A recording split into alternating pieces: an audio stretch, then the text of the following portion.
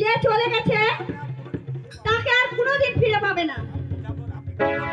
আপনি কি বলতে চান বেগম সাহেবা? বলতে না সেনাপতি সাহেব, আপনাদের কাজের প্রতিদান দিতে এসেছি। তার অর্থ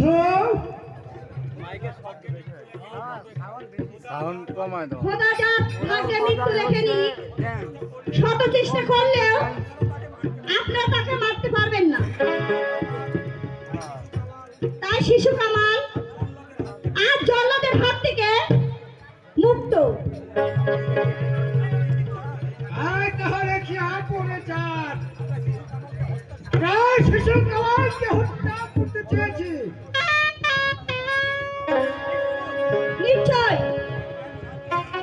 যদি ইব্রাহিম সাহায্য না করত তাহলে আমি কামালকে নিয়ে কামালকে দুনিয়া থেকে বিদায় করতে হতো। বেগম সাহেবা চুপ কর, চুপ কর বেঈমান। তোকে আমি হারে হারে চিনি, তাই ভাবছি বেঈমানের শাস্তি কিভাবে দিতে হয়।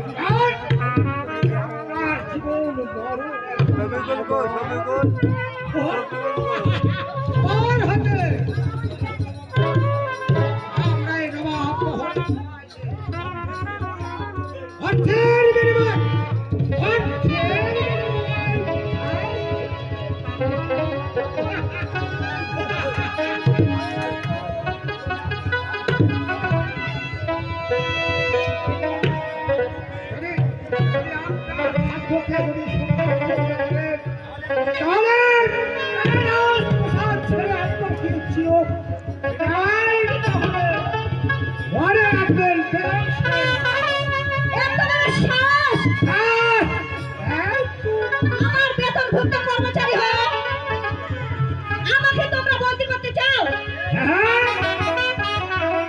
এই কে আছিস? আসবে না বেগম সাহেবা, আপনার জায়গায় কেউ সারা দেবে না। প্রহরী